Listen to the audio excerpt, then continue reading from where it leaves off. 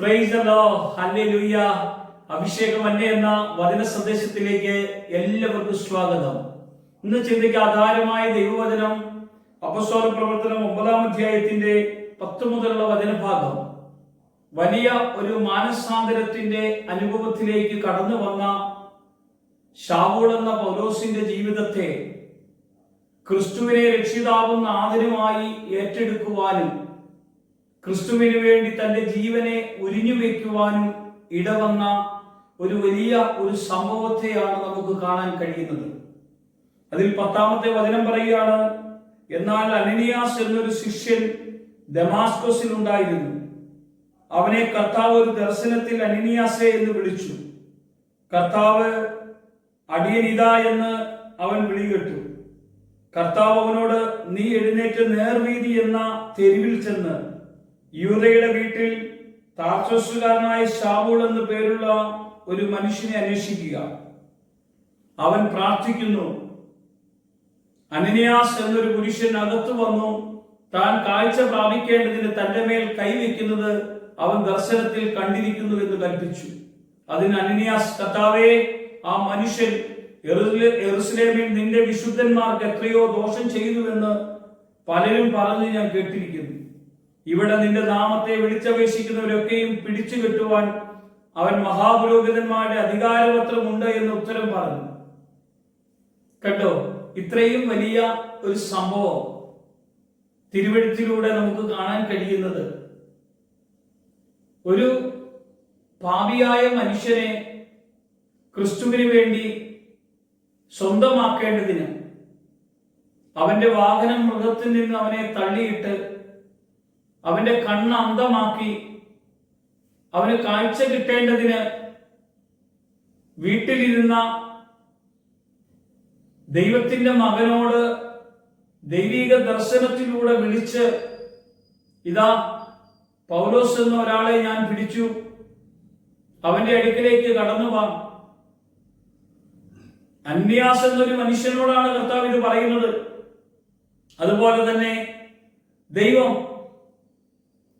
നമ്മളെയും ഇതുപോലെയാ പ്രിയമുള്ളവരെ, കർത്താവിന് വിരോധമായി സംസാരിക്കുവാനും പ്രവർത്തിക്കുവാനും ജീവിക്കുവാനും പാപത്തിന്റെയും ലോകത്തിന്റെയും അനാചാരത്തിന്റെയും ഈ ലോകബന്ധനത്തിന്റെ ആചാരങ്ങളുടെ കെട്ടിൽ കിടന്ന നമ്മളെ വിളിച്ച് ഇതുപോലെ പ്രാർത്ഥിക്കുന്ന ആരുടെയെങ്കിലും കൈവപ്പിലൂടെ, ഒരു അഭിഷേകത്തിലൂടെ, ഒരു കൂട്ടായ്മയിലൂടെ നമുക്ക് ഒരു മാനസാന്തരം കിട്ടിയത് കൊണ്ടല്ലേ ഇന്ന് നമ്മൾ ദൈവസന്നിധിയിൽ വന്ന് അവന്റെ നാമത്തെ ഉയർത്തുവാൻ ദൈവം ഇടയാക്കുന്നത്. എന്നെ അന്ന് ദൈവം തെരഞ്ഞെടുത്ത അഭിഷിക്തന്റെ കരങ്ങളിലൂടെ തന്റെ അഭിഷേകത്തെ പകരുവാൻ ദൈവം ഇടയാക്കിയത് കൊണ്ട് ഇന്ന് ദൈവസന്നിധിയിൽ നമ്മൾ നിൽക്കുവാനും പ്രാർത്ഥിക്കുവാനും വചനം കേൾക്കുവാനും വചനം മറ്റുള്ളവരോട് പറയുവാനും വചനത്തിന് അനുസൃതമായി ജീവിക്കുവാനും ഇടവരുന്നത് നമുക്ക് കാണാൻ കഴിയും. അനനിയാസ് എന്ന മനുഷ്യൻ കർത്താവിന്റെ സന്നിധിയിൽ കർത്താവിനെ ഏറ്റെടുത്ത് രക്ഷിതാവും നാഥനുമായി ഏറ്റെടുത്തു കഴിഞ്ഞപ്പോൾ, ഇവിടെയും നിന്റെ നാമത്തെ വിളിച്ചപേക്ഷിക്കുന്നവരെ ഉപദ്രവിക്കുവാനുള്ള അധികാരപത്രം കയ്യിലുണ്ടായിരുന്ന മനുഷ്യൻ, കർത്താവ് അവനോട്, നീ പോകുക, അവൻ എന്റെ നാമം ജാതികൾക്കും രാജാക്കന്മാർക്കും ഇസ്രായേൽ മക്കളുടെ മുമ്പിൽ വഹിപ്പാൻ ഞാൻ തെരഞ്ഞെടുത്തിരിക്കുന്ന ഒരു പാത്രമാകുന്നു എന്ന് അനനിയാസിനോട് പറഞ്ഞ ഒരു കർത്താവിനെ നമുക്കിവിടെ കാണാൻ കഴിയും. ഇതുപോലെ നമ്മളെയും ദൈവം തെരഞ്ഞെടുത്തു. കർത്താവ് തെരഞ്ഞെടുത്തത് കൊണ്ടാണ് നമ്മൾ ദൈവസന്നിധിയിൽ വന്നത്. നിരക്ഷരവാദിയായി ഈശ്വരനിൽ വിശ്വാസമില്ലാതെ ദൈവമില്ല എന്ന് പറഞ്ഞു നടന്നവരെ ദൈവമുണ്ടായി എന്ന് പറയിപ്പിക്കുന്ന വിധത്തിലേക്ക് ദൈവം മാറ്റുന്ന എന്തുകൊണ്ടാ? ഇത്രയും വലിയ ജ്ഞാനവും ഇത്രയും വലിയ അറിവുമുള്ള ശൗൽ എന്ന പൗലോസിനെ യേശുവിനെ രക്ഷിതാവും നാഥനുമായി ഏറ്റെടുത്ത് അവരിൽ വിശ്വസിച്ച് സ്നാനമെടുക്കുന്നത് നമുക്ക് കാണാൻ കഴിയുന്നു. വിശ്വാസ സ്നാനത്തിലേക്ക് അവനെ ദൈവം കൊണ്ടുവരിക. ഇവിടെ വചനം പറയുകയാണ്, ഉടനെ അവന്റെ കണ്ണിൽ നിന്ന് ചെതുമ്പൽ പോലെ എന്തോ വീണു, കാഴ്ച ലഭിച്ചു. അവൻ എഴുന്നേറ്റ് സ്നാനമേൽക്കുകയും ആഹാരം കൈക്കൊണ്ട് ബലം പ്രാപിക്കുകയും ചെയ്തു. അവൻ ദമാസ്കോസിലുള്ള ശിഷ്യരോട് കൂടെ കുറെ നാൾ പാർത്തു. ദൈവത്തിന്റെ വചനം ഇരുതര വാള, പ്രിയമുള്ളവരെ. ദൈവത്തിന്റെ പ്രവൃത്തി അതിശക്തിയേറിയതാണ്. ഏത് കഴിവും ജ്ഞാനവും അറിവുമുള്ളവന്റെ മേലേക്ക് ദൈവം തന്റെ അധികാരത്തെ ഉപയോഗിച്ചാലുണ്ടല്ലോ, അവൻ മറ്റുള്ളവരുടെ മുമ്പിൽ മുട്ടുമടക്കും. അവർ ദൈവസന്നിധി പ്രാർത്ഥിക്കാൻ ദൈവം ഇടയാക്കും.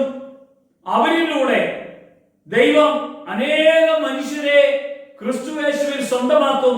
ആരൊക്കെയാണെന്നാണ് ബൈബിൾ പറഞ്ഞത്? 15-ാമത്തെ വചനഭാഗം ഇങ്ങനെയാണ് നമ്മളെ ഓർമ്മപ്പെടുത്തുന്നത്.